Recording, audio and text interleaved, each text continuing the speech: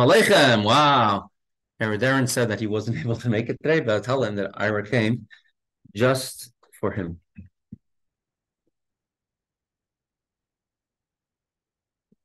Okay. So for those of you, many of you at least are aware, Baruch Hashem, our soldiers are in Gaza. And when you're in Gaza, they set up over there menorahs all over, Chabad houses all over in Gaza itself. It's a big sign, first Chabad house in Gaza since we re-entered Gaza. Many public menorahs all over Gaza. So we'll talk about... Chabad house in Saddam Hussein's office. Oh, yeah? That's a nice place to have one. So we'll talk a little bit about... And they printed a tiny. Printed a tiny Saddam Hussein's palace. Beautiful. So we'll talk a little bit about this week's parasha, what it has to do with Hanukkah, and a little bit about the public menorahs that are up all over, and what it means to listen to the miracle of Hanukkah. And this Friday is the earliest Friday, shortest, one of the shortest days of the year, and it's the earliest Shabbos of the year, if I remember, if I'm correct.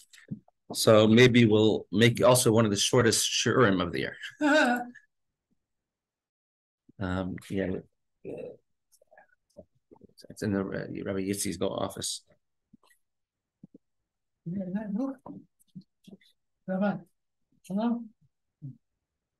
So everyone over here is familiar, perhaps, with the story of Yosef and his brothers. In that note, hello?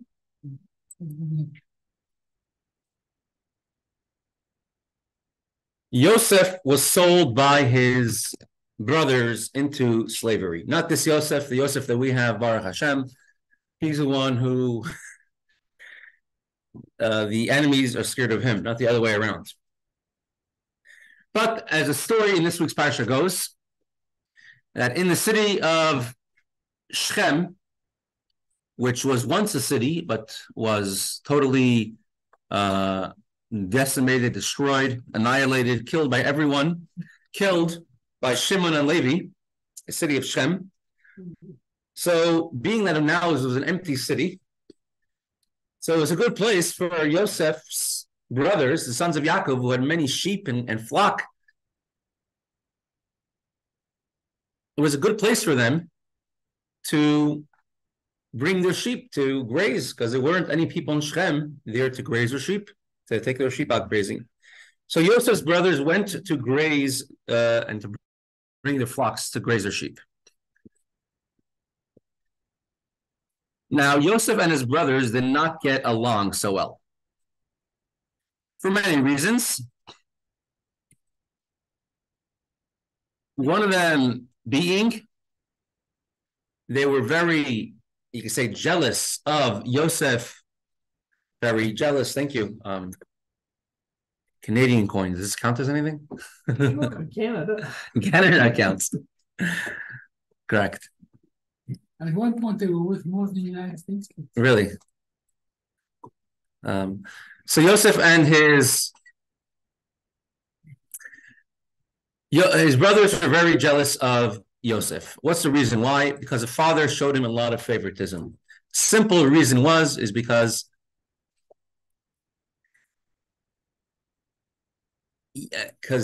Yaakov's favorite wife, her name was Rachel, and Yosef was her oldest child. So Yaakov loved Yosef very much. Spiritually, the reason is because Yaakov recognized the greatness of Yosef and who he was and what he could accomplish. All of his uniqueness and specialties. But it says in the Torah that Yaakov went and told his son Yosef. Yosef was younger by his brothers than his brothers by a couple of years, and he told him, "Go see how your brothers are doing in the city of Shechem. I have my first cousin.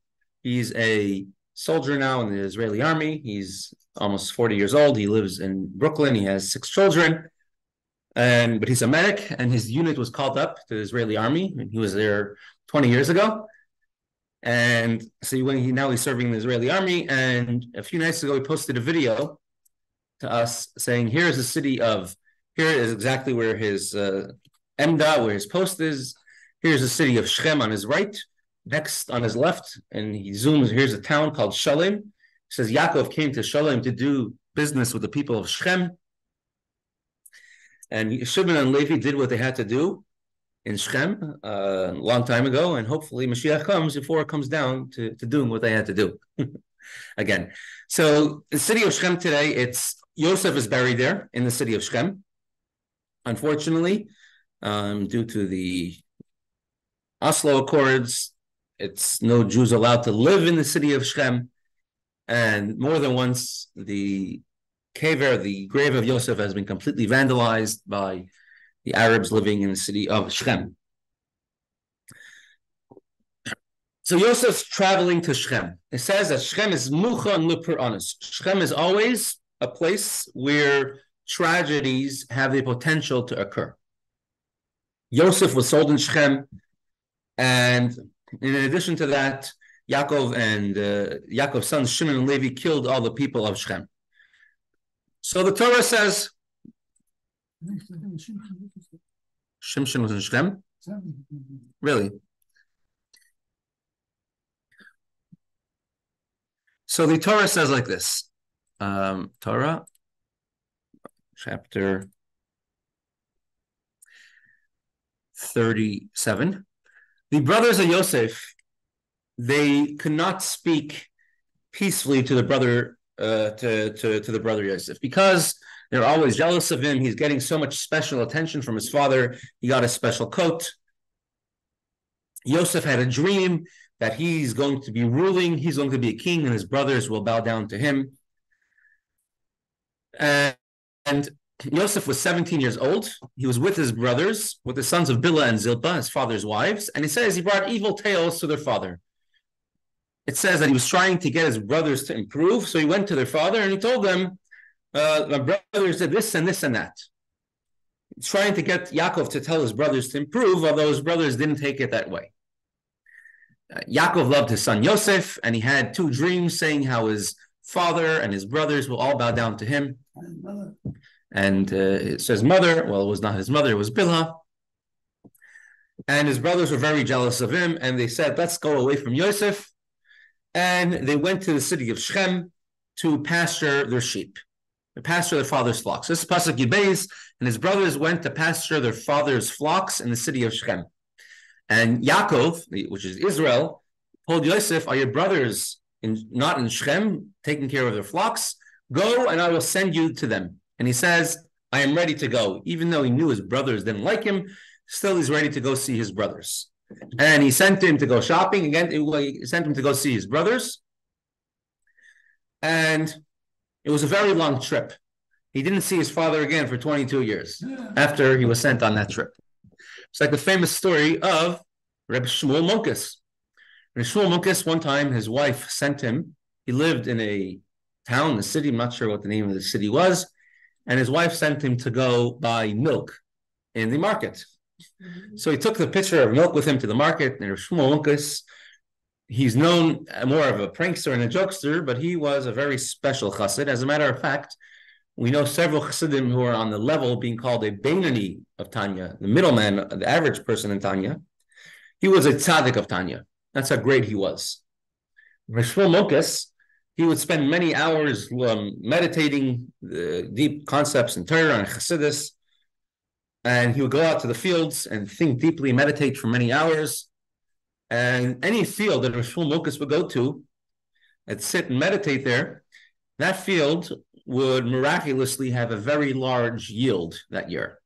A blessing. When Tzaddik goes to that place, that field would have a very large crop. And Rabbi Shmuel Munkus, he wouldn't go to any specific field. He would just randomly walk in the fields, walk outside the city, and wherever his feet would take him, that's where he would stop, and he would sit and meditate wherever he would. So the different farmers used to make different types of tricks trying to get their full munkus to sit in their field and meditate. They put up fences, they put up pathways. The Shmuel Munkus, a chassid of the Alter Rebbe, said there was one time his wife sent him to the market to go buy milk. And on the way, he had a very pressing question in Chassidus, and he's thinking of the question, and he couldn't get the answer, and he was getting bothered. and he has such a question, I have to go right away to the Alter Rebbe. And he traveled to Liozna. And it took him a few days, maybe a few weeks to travel to Liozna. And in Liozna, he's there for several weeks till he finally gets to the Yechidus with the Alter Rebbe, a private audience. And after being by the Alter Rebbe, he has Yechidus, he has a question answered, and then he takes a few more weeks to process the question, and he comes back home. It's already a few months later, and he's coming back home, and he walks into his town, and he still has a pitcher in his hand. He's like, why am I holding a pitcher? He's like, oh, my wife wanted me to go to the market to buy milk. I must be so late. I'm so delayed. Let me hurry up. And he ran to the market, and he quickly filled up the pitcher of milk. He ran home, and as he opens the door of his house, he's running so fast that he slipped over the doorstep, and he dropped the whole entire pitcher with the milk, and it cracked, and all the milk spilled all over. And he tells his wife, you see, haste makes waste. If you rush too much, you end up wasting. It's not good to rush to run too fast. So Yaakov sends his son Yosef to see how his brothers are doing in Shechem and come back and tell me a report. And he goes and he doesn't come back for 22 years. What happened during those 22 years? So the Torah tells us a very interesting thing. And we have this really mysterious person whose name is not mentioned in the Torah. And this person has perhaps the greatest impact on Jewish history, more than anybody else, an unnamed person who's mentioned as a side note in the Torah. Yosef comes to Shechem and he's lost in the field. A man found him in the field.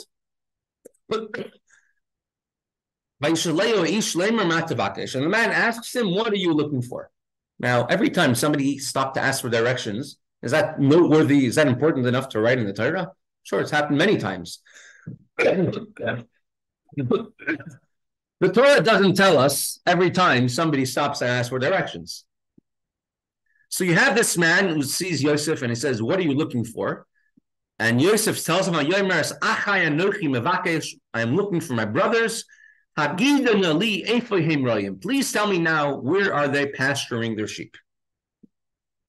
And the man said, they have traveled away from here, from the city, from the fields near the city. I have heard them say, let us go to Dothan. There's many cities in the United States called Dothan.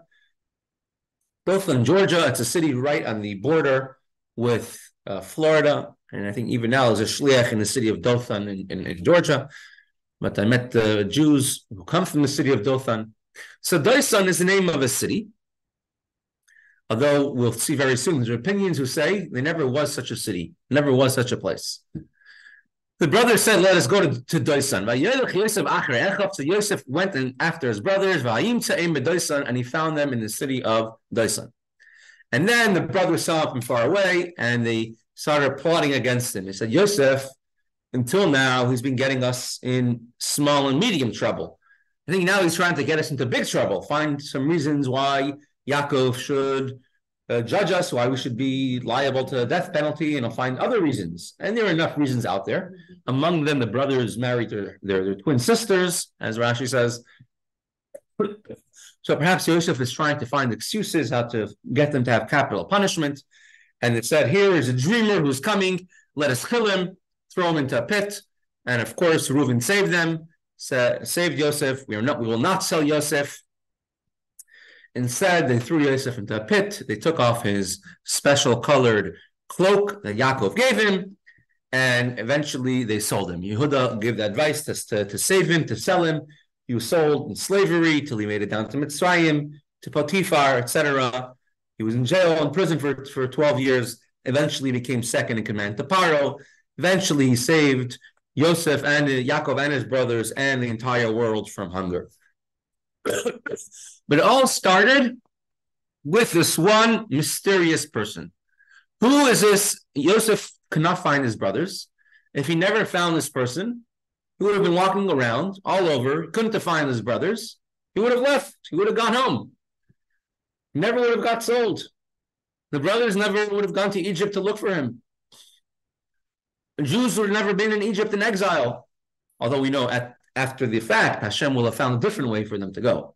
Saying, but in the natural order of ways in the Torah, there's one person who had a huge impact. He found Yosef.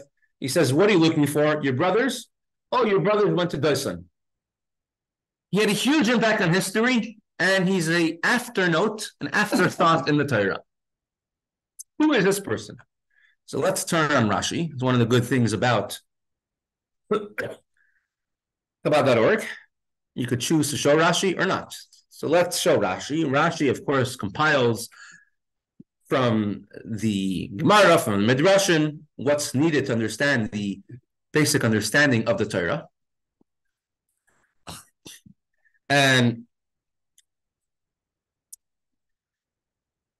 Rashi says like this: he came to Shechem, and the city of Shechem was a place destined for misfortune. Over there, the tribes sinned. Later on, they sinned in the future. In the city of Shechem, Dina was violated by Shechem and Hamor. And over there, the kingdom of David was split into two. Now became two kingdoms, the kingdom of David, kingdom of Israel. So Shechem is a place ready for misfortune. And a man found him. Who is this man? Says Rashi, Zeh Gabriel. This is the angel Gabriel. That's a man who found him. As it says, Vayish Gabriel. Further on, so now that we know this person who found Yosef was an angel, so that means he was put there on purpose by Hashem to have this huge impact on Jewish history. It's part of Hashem's plan that Yosef should be sold to Egypt. Then Gabriel told them they traveled away from here and they went to Dothan. What does it mean they traveled from here? Says Rashi, they removed themselves from brotherhood. They are no longer your brothers. And it said, we'll go to Dothan. There's many Mefarshim which say Dothan was never a place in Israel. Rather, he's telling him a message. And he's telling him like this. Imagine Mr. A says Mr. B a message. Everyone understands it one way. But Mr. B knows a secret code and he understands a message. You know, throughout the wars, there's been many hidden types of messages being hidden in crossword puzzles of different newspapers, hidden in the personal messages or the classifieds of different newspapers. And those who understand could understand a hidden meaning behind many of the things that are being put out.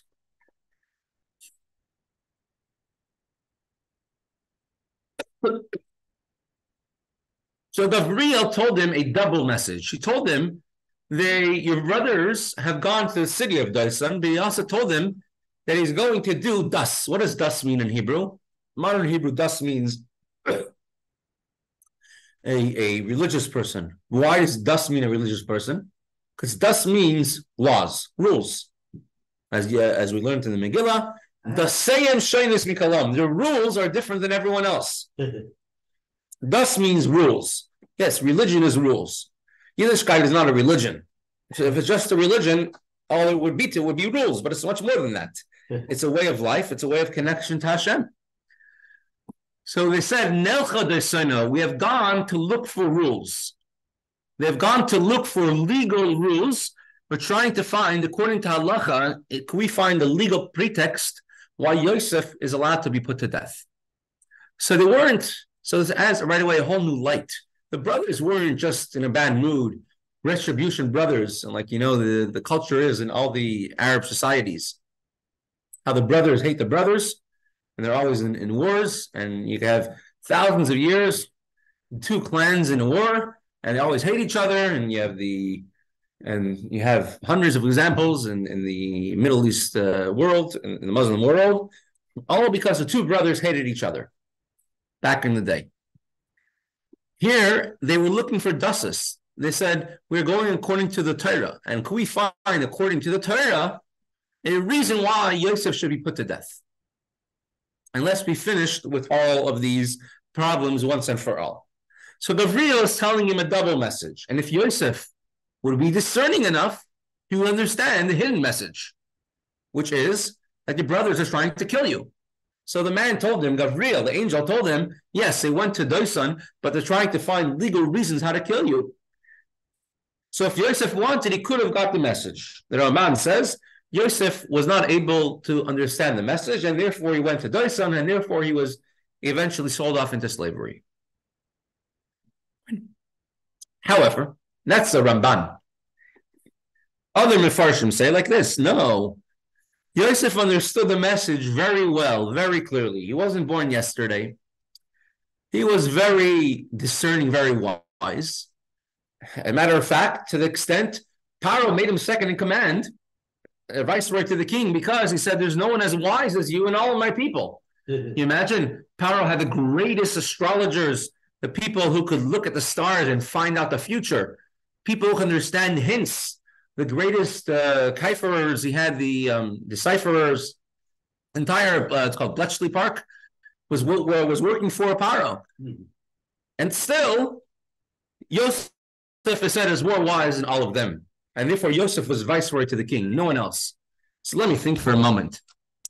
If Yosef is wiser than any of Paro's advisors, even Bilam, who knew secrets of the heaven, was an advisor, and Yosef's wiser than them, so for sure,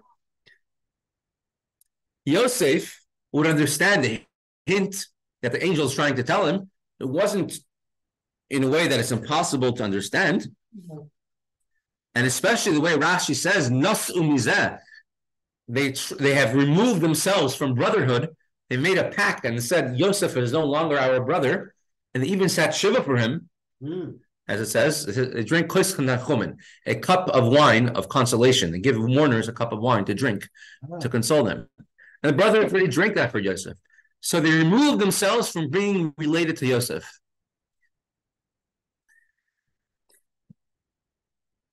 So if that's the case, and he's getting that message, Yosef could understood there's danger, stop, danger coming up. Yeah? Yep. He wouldn't be one of those people where, they're driving the ship and then they get a message, hurricane ahead, tsunami coming, stay away. Oh, well, it sounds fun, let's go for it. It wasn't one of those. And Yosef nevertheless went, and he says, I'm going to go see my brothers. I want to go visit them. Is he a fool? Obviously not. Paro didn't think so. Yosef will go and put himself in danger? For what purpose? To go see how they're doing and come back to Yaakov. There's a very good chance he won't make it back to Yaakov. As we see, it actually happened. He almost didn't make it back at all, but he ended up making it back after 22 years. It's a pretty long, it's a pretty big chance. The Torah Chassidim in Russia were having self-sacrifice. It says, are you guys crazy? What are you fighting the government for? You know what's going to happen? They're going to take your children away, put them into orphanages. They're going to take you and execute you or put you in, or put you in Siberia or kill you straight out. Your children will be taken away. And you wanted to accomplish, anyways, it was not going to be accomplished. They would open the cheder, it would be closed within a few months, and the teacher arrested or executed, depending. But in the end, actually, the Soviet Union fell, and the yeshivas are up. Oh, big time. Yeah. And say, what are you doing? So Yosef asked the same question. What are you doing? Are you putting yourself in danger? Are you mad? Go back to your father. You'll have a little bit of politics with your brothers. Okay, fine.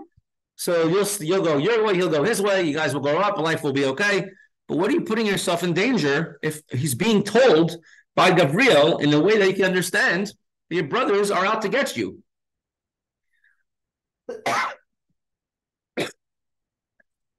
So you could say like this. You could say he had a mission from his father. Remember what his father told him? Let me go send you to your brothers, see how they are doing, see how the sheep are doing, and bring me back word how they are doing. So he wanted to have Mesiras Nefesh, self-sacrifice, to do a mitzvah called Kibbud Av V'Em, honoring your father and mother. And even though it's potentially an uncomfortable situation, but he'll do it, so he'll put himself into potential danger in order to give honor to his father. Let me ask you, everybody here, I'm sure, for their father, for their mother, they would do anything in the world, even if it meant putting himself in danger. So Yosef wants to honor his father. His father gave him a mission, and he'll do it, even if it's putting himself in a place of danger. Let's look at this. Have you ever heard of a term called Yaroig ve'al yaver? What does that mean? You should be killed And not actually by it. transgress. In general, in the Torah, there are 3 mitzvahs which are called Yaroig ve'al yaver, where one must not transgress the mitzvah and let themselves be killed. The rest of the Torah, if God forbid, in order to save your life, you have to travel on Shabbos. You travel on Shabbos. Why? If someone, the ambulance comes on Shabbos, because in order to save someone's life, you're allowed to transgress Shabbos in order to save a life. Right? So someone, God forbid, has a heart attack on Shabbos, you pick up the phone, you call the ambulance or Hatzalah. In New York, Hatzalah will come, Jewish from people will come take you to the hospital and care for you on Shabbos. They're driving, they're calling the phone. You're allowed to do it to save a life on Shabbos. And you're even allowed to drive back after if you're Hatzalah. Because that way otherwise you might not do it again in the future. Afterwards, a Hatzalah member is allowed to drive back home or take a taxi back home. Not drive, it's like take a taxi back home afterwards. And in some situations, they're allowed to drive the ambulance back. Even if now there's no danger to life because the patient's already in the hospital. Because it means in the future they should be allowed to do, if they'll hesitate to do it again because I might get stuck in the hospital, you will have, but people will hesitate. Oh, let that guy do it. And every moment's on the line, right? So you say, oh, there's 50 Hatzalah members in the area, so let someone else take care of this call. I don't want to miss a whole Shabbos afternoon by myself. So they're allowed to drive the ambulance back. What about Shabbos? You're allowed to transgress a mitzvah to save a life.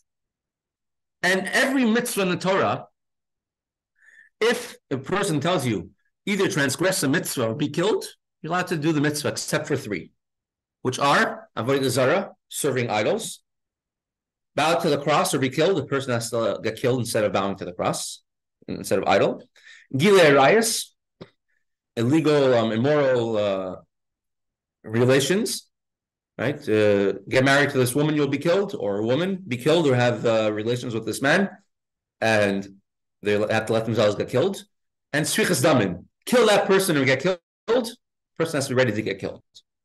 But otherwise, there's all the other mitzvahs in the Torah are called yavar v'al yaroig. You should transgress a mitzvah and not get killed. Eat that chazer, eat that pig. He has no choice; he has to do it. Even though it's like the thought of eating pig, I think if you're used to eating kosher, it's right. Not particularly palatable. Now, I wouldn't know if that applies in the session. So let's say a person is starving and the only food around is not kosher food. Yes, he's allowed to eat it. If they're in Siberia and the only way to survive is by eating food from the kitchen, concentration camp, and the only food around is horse meat, take whatever it does to survive, obviously. And Hashem should never test anyone with such situations. Now, a mitzvah, which is not one of these 3 mitzvahs, for example, honoring father and mother. Honoring one's father and mother is not one of the 3 mitzvahs which one must give up their life for. So Yosef did not have to put his life in danger in order to fulfill the mitzvah of honoring his father and mother. However, there's the Rambam and the Ramban. Sounds almost the same. Yeah. They lived about 50 years apart from each other. Although the Rambam was born in Spain, but he had to leave there because of the Almohads, and he had a very long, fruitful career. He was in Morocco, he was in Eretz Yisrael, and then the end of his life was in Egypt. Because of the Crusaders. But the Rambam Fodesh, you're not allowed to live in Egypt according to halacha, but nevertheless, because of the Crusaders in Israel, he had to flee over to Egypt. Right, very good example, right? Yeah. You're not allowed to live in Egypt, but because of the Crusaders, the Rambam had to escape Eretz Yisrael and go to Egypt. Very good example. The Rambam holds that if somebody gave up their life for a mitzvah they're not supposed to give up their life for, mischayev b'nafsho, a person is responsible for their own death. They're not allowed to do it. The Ramban holds that if one wants to give up their life for any mitzvah, you're allowed to. So Yosef, you could say, is going according to the Ramban. Right? Meaning the Ramban was several thousand years later, but according to the opinion of the Ramban, who explained what Yosef was doing, that he's allowed to put himself in danger to do the mitzvah of kibbud of aim, because if he wants to put himself in danger, put his life on the line to do any mitzvah, you're allowed to.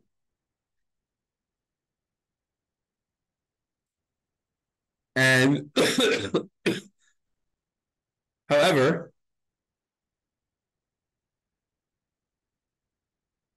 according to Rashi, we learned to Rashi over here in the Pasuk, in the Torah,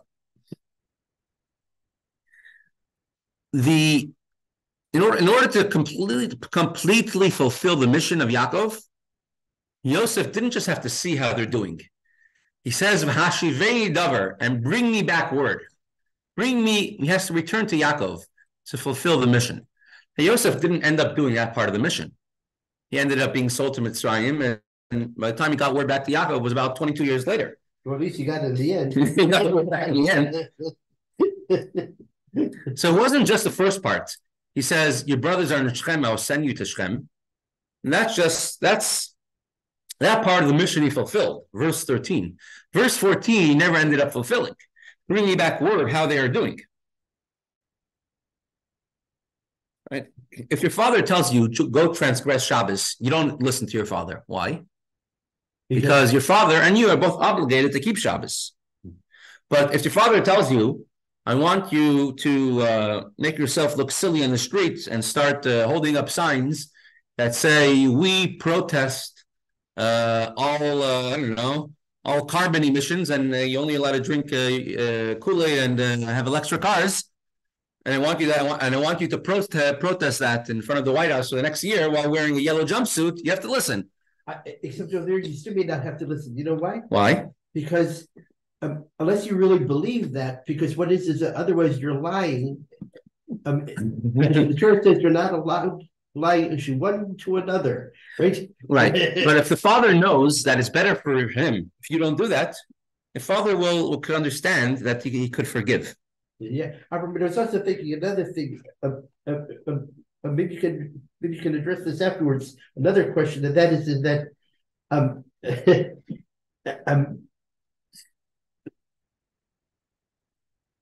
Yosef actually, by risking himself, true, he would be obeying his father, but at the same time, though, he caused grief to his father. Oh, Dovi's asking very intuitive questions. I can tell you come from great lineage. Oh, I do. All of those rabbis. Oh, yeah. Including Rashi. He had a very intuitive question. He's causing grief to his father, and he's not even fulfilling the mission of his father. If his father's mission was go see your brothers, so say maybe if he wants to put himself in danger, according to the Ramban, to see how his brothers are doing, but he's putting his whole entire mission in jeopardy. And I will send you to your brothers, Veshlachacha, and Hashiveni Davar, I want you afterwards to bring me word back. He's putting the mission in jeopardy, and he ended up not doing it, as we see. So he's putting himself, not just putting himself in danger. It's one thing to put yourself in danger to do a mitzvah, right? The Rebbe himself did that many times. The Rebbe, when the Rebbe is 1941, the Rebbe was in France, and it was already occupied by the Germans, and the Rebbe escaped to southern France, to Vichy, France. The Rebbe is in Marseille. The Rebbe went over to a certain Rav and asked him, "Am I allowed to put myself in danger for a Hiddur mitzvah, just to beautify a mitzvah?" And he says, "I knew exactly who was asking me this question. The son-in-law of the Babitcher Rebbe, and I know that he's quite capable of doing things which I'm totally not, which are putting himself in danger." And I told him, "Absolutely not. You're not allowed to put yourself in danger for a Hiddur mitzvah." And who said that? A certain Rav. I don't remember which rabbi it was. Recognize the Rebbe. Meaning, certain people recognize the Rebbe. The Rebbe gave a shiur in Gemara then every single day in his shul. And there are very few Gemaras in the shul. And so everyone would share Gemaras. And then one day, one of the people in the shiur, the Rebbe is giving the shiur in Gemara, reading, here's the Gemara, here's the Rashi, Tosfos explaining. But the Rebbe always kept a Gemara for himself. He wouldn't share his Gemara with anybody. So someone's like, he wanted to know, why is the Rebbe not sharing the Gemara with anybody else? Everyone else is sharing Gemaras in the share. Let the Rebbe share Gemara too. And he wanted to join the share. And he looks over and he sees the Rebbe has a different Masechta out, a different chapter, a different tractate out altogether. And the Rebbe is reading, giving his share. The third line of here, Rashi, Tosfos explaining that there were obviously without the correct Gemara in front of him, while the Rebbe is simultaneously learning a different Gemara on it for himself. Correct? There were certain people who understood the greatness of the Rebbe then. And this Rebbe noticed that, huh? Yeah, this Rebbe noticed that. So when he saw the Rebbe asking, can I put my life in danger for a Hiddur mitzvah, to beautify a mitzvah, he told the Rebbe absolutely not, knowing the Rebbe is not going to listen anyways. And this is before Sukkot. And several days later, the Rebbe came back to him, and the Rebbe brought him an esrog from southern Italy, from Calabria, which is under the Italian fascist. The Rebbe traveled to Calabria, to southern Italy, got several esrogim, and came back. And the Rebbe brought it to this Rav as a present, one for himself, and one for the rabbi, and one for some other people there, to get a Calabria esrog. The Rebbe, before Pesach that year, all right, because it was shortly after Pesach that the Rebbe left in 1941. I was able to escape France, and then from there he went to Portugal, and from there he managed to take a ship to the United States. And you said actually the Rebbe gave one of those esrogim to that Rav too, right? Yeah, and he understood very well what the Rebbe was asking him about. Can you imagine during wartime, you're under the Vichy, under the German collaborators? It's a very dangerous time, and the Rebbe is traveling through occupied France to Italy, which is also German collaborators, right? They're also anti-Jewish. Under Mussolini, and the Rebbe traveled to get a esrog from southern Italy. In addition to that, the Rebbe, we heard this from the Rebbetzin, the Rebbe walked 6 hours on a very dangerous mountain path in order to get onions to use for karpas, for Seder. Now, although you could use other vegetables, anything that's a dhamma pretty much, you could use for karpas, potatoes or anything else. It's a Chabad custom to use onions, and the Rebbe walked for 6 hours on a mountain path to get onions. Right? So the Rebbe was a very good example of somebody who put himself in danger for a mitzvah, or for a Hiddur mitzvah, to beautify a mitzvah. Well, I might remember reading, not as far as Hiddur mitzvah, but I remember reading as far as actually, the Rebbe were, it was literally dangerous. Correct. That's where he would actually be doing in a brism, right? Yeah. Be dressed in rags and going, and in order to actually, as best as he could actually, to avoid the big danger, but nevertheless putting his life at risk because he knew that the KGB was after, quickly doing actually a bris and actually going. And over here, it's like you could say, oh, he's not obligated. So he wanted to make sure that people correct. The Rebbe bring very good examples. Yeah. People who put their lives in danger for a Hiddur mitzvah. The obligation to sanctify Hashem's name, put your life in danger for a mitzvah, applies even for non-important mitzvahs, even for not the three cardinal mitzvahs in certain situations. One of the situations is if you have a very great tzaddik and he wants to show an example for everybody else. If the entire generation is not being careful in one thing, in one idea, so a tzaddik, a holy person, a rabbi, is allowed to put himself in danger to do that mitzvah to show everyone how important it is, and make himself an example for the mitzvah. Why? Because you're not just doing one mitzvah, but rather you're sanctifying Hashem's name, showing everybody's not being careful in this mitzvah, and therefore we have to be very careful in this mitzvah. So in this example over here, Yosef saw his brothers, and he saw that they were being lax in the mitzvah of kibbud av v'em, honoring your father and mother. Many things happened. First of all, Shimon and Leve killed the people of Shechem without asking permission from their father, Yaakov. Yaakov was quite upset about that. He says, he put me in danger.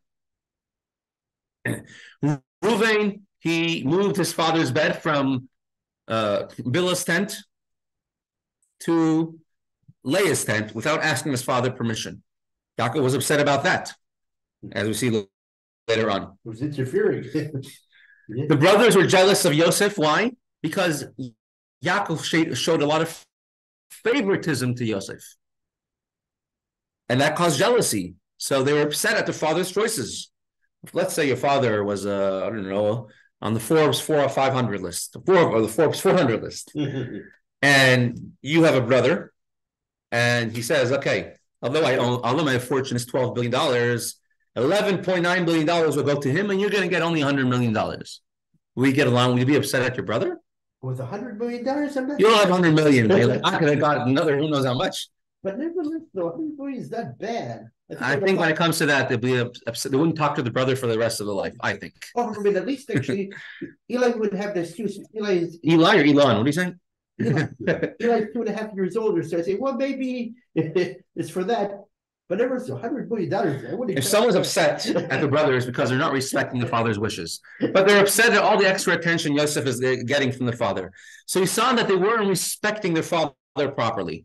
So therefore, when the father gave the mission, Yosef says, I have the obligation to show everybody that you have to be ready to put yourself in danger to sanctify Hashem's name. So the mitzvah of kibbud of aim, my brothers are being lax in, I'm going to go put myself in danger with a very strong potential.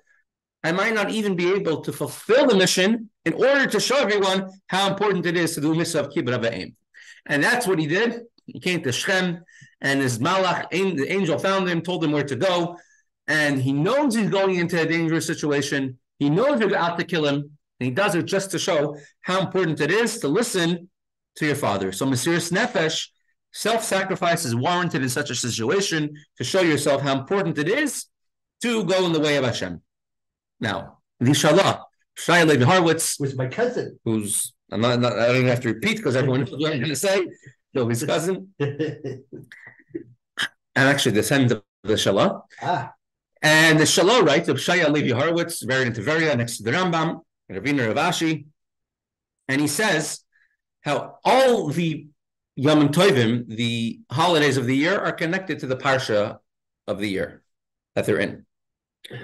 And Vayeshev, 9 times out of 10, comes out to be in the week of Chanukah. Exactly. Now this week is Vayeshev, and this week is Chanukah. Right. So the week of Chanukah you always have connected to Vayeshev. So let's talk about publicizing the miracle of Chanukah connected to all this entire thing. Here's a very short history of Chanukah menorahs.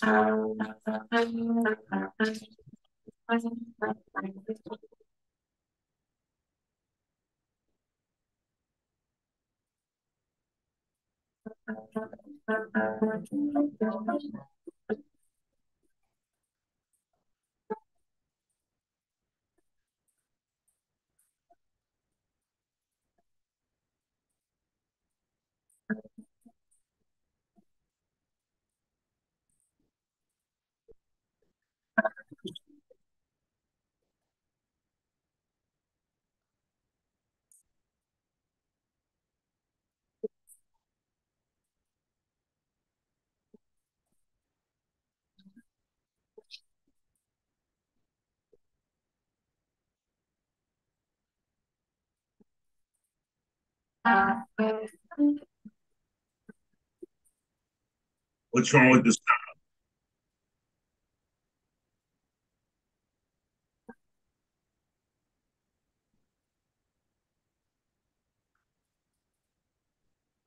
Baruch Hashem, there are Baruch Hashem thousands and thousands of public menorahs all around the world. Pittsburgh, there's going to be a large menorah parade in the Science Center. Any of you know the miniature railroad village that they have in the Science Center? Yeah. Railroad village. So this year, they change displays all the time. This year, they put up the Hanukkah menorah parade. They have all those vintage cars inside of that model city. They put up a whole bunch of vintage cars with menorahs on top, large public menorahs in the city, and a large plaque about the menorah parade that goes around the city. And there's a menorah parade this Tuesday in Mitzvah Hashem. The last is going to be a big lighting over here outside B'nai Munah. Last night by City Hall with the mayor. It's going to be with the senator. His name is Senator of Pennsylvania. Oh, Fetterman. Fetterman, right over here, outside of this building. Emir Hashem. When we're supporting Israel, Correct. it's like being on the left, which is Correct. Yes. Yeah. Yes, and Baruch Hashem. No, she's on the side of the Greeks with Hellenists. Oh, yeah, September Lee, yeah. So, and it came to the times of Hanukkah, the Jews had the same situation as Yosef. Should we put our lives in danger for a mitzvah? That's right. Or should we just go along with the flow and do what makes sense? And by Hanukkah, the Greeks, they violated the Jewish woman, they stole Jewish money, they were very big persecutors to the people of Israel. And during a time of danger, of persecution, of anti-Semitism, where there's a king as evil as Nebuchadnezzar or Hitler or kings of Haman, like that caliber, if they tell someone to go against the Torah and even a small mitzvah, the person has to obligated to give up their life for it. Because actually, because now it's sanctifying Hashem's name. Because it is actually, they're specifically going after the Jewish religion, you're saying. Correct. So on Bris Milah, on Shabbos, on Rosh Chodesh, and all these things, the Jews gave up their lives during the time of the Greeks. None of these are mitzvahs which one must give up their life for. If it's a danger, you don't have to give up your life. If a child cannot have a bris medically, they don't give a bris because you don't have to give up your life for it. So if two older brothers died from complications of a bris, the third brother doesn't have to have a bris according to the Torah. But nowadays, medically, it can improve things a lot. But for every single mitzvah in the Torah, even a bris milah, Shabbos, Rosh Chodesh, and it says even changing the Jewish dress, which back then was from white shoelaces to black shoelaces. They give up their life for, because it's a war against the Torah. It's not a war. It's not that one's life is in danger and you have to save your life. It's because it's a war against Hashem, a war against the Torah. And the sons of the Chashmonaim, the Maccabees, they were very few in number, and they stood up against the army, which was much more than them numerically, strength-wise, and they had no qualms, and they went and they had a war. Did they think they're going to win the war? Probably not. But they stood up against them because we have to defend the Torah. We have to defend Hashem. And interestingly, while the majority of the Hellenists fought on the side of the Greeks, when it came right down to it, a minority of the Hellenists, even though they're Hellenists, fought on the side of the Jews. Interesting, because they cared about Jews more than they cared about the Hellenists. Exactly. Even though they didn't agree with what the Jews are saying. Exactly. So we say, these candles which we light, we say these candles we light, ala nisim for the miracles, ala tshuos, because Hashem saved us, through your holy kohanim, the priest. Who cares? If we're thanking Hashem for saving us from the Greeks, who cares? Why do we have to mention it was a kohanim? The priests in the Beis HaMikdash were the ones who fought the war with the Greeks. But it's important to know that, because the Hakadoshim, you have to know they're the holiest people of the Jewish nation were the ones who were fighting against the Greeks. And they're just the same as Yosef. Just like Yosef was an important person, and he had to make a point in order to fulfill the mitzvah of kibbud of the aim. I'm going to put myself in danger because I'm an important person. I have to make a point and make a stand. So the greatest Jews were the ones who made the stand and says, we're going to fight against the Greeks. Just show a stand. We're fighting against those who fight against Hashem.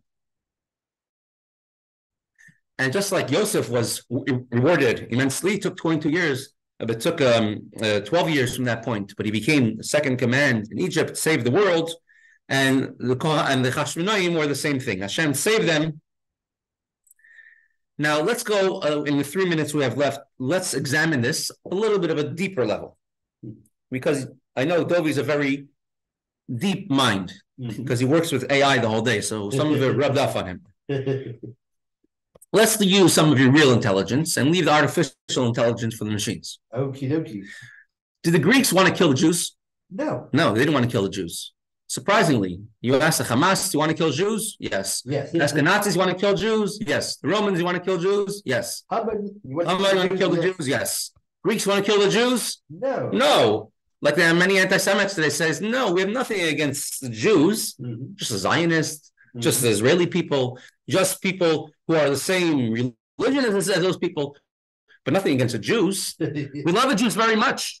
We'll attend a memorial for the victims, but God forbid to fight back, right? The Greeks didn't actually want to kill the Jews. They didn't destroy the Beis HaMikdash. They said, we want you all to assimilate. We want to be your friends. We want you to become the greatest minds, thinkers, athletes, doctors, beauty contest winners that the world could provide. Torah is awesome. We're going to teach it as a course in university. And even, they said, Chassidus, beautiful. Jewish mysticism, we're going to make a museum about it. It's wonderful. Don't take this stuff for real. You really mean this for real? You're actually going to give a kiss to a sefer? If you go to university, right? Our university books are on the shelf. They're on the floor. It's fine. You're telling me you have to give a kiss to tefillin? They said you could light a menorah, beautiful culture. I love it. I love this idea of it. You could light a beautiful tree outside, for your holiday and light a menorah. It sounds wonderful. We'll put it into the Museum of Jewish History in Prague. But you're going to tell me that it has to be with special oil with a Kohen Gadol seal that's pure and impure? Tumah v'tara, you're telling me going to the mikvah has a meaning? You're telling me tumah, tara, purity and impurity is anything? You're telling me that you believe in Hashem in an irrational way? Follow the science. Right? That's what they always say, and yet they confuse men and women. So that's why they didn't destroy the Beis HaMikdash. Even the oil, they didn't take the oil and pour it out and get rid of the oil. Rather, what they did is they took off the seal of the Kohen Gadol. So now it's no longer pure. Now it's just another idea. Now Shem and oil is when you have to crush an olive, the very depths of the olive. Wine, you just squeeze. A grape you squeeze to get grape juice out, and wine. Oil, olives you gotta crush. Meaning, so it goes on chachma. Bina is wine, and chachma is oil because it's really deep down. And chachma is our belief in Hashem, the simple, unadulterated belief in Hashem. When you do a mitzvah, it's not enough just to understand there's a reason behind it. Understand that Hashem is smarter than me, and therefore I'm doing it by even though I don't know the reason for it. I turn my car on, I drive it. Do I understand how it works? I'm not a mechanic. And if I have a headache, I take a Tylenol to understand how it works? No, I'll leave it for the doctors. So I'll do a mitzvah, I don't understand how it works. Okay, Hashem is smarter than me. That's just one basic level of the mitzvah. And the Greeks were okay with that, actually. There must be a reason for it. And yeah, I'm sure all the Native American rituals have a reason. We just don't know what it is. No, it's much more than that. We do a mitzvah because it's part of Hashem, the chachma. This is the holiness of Hashem, the holiness of the Torah.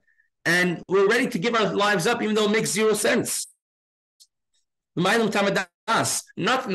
assuming we're going to be saved.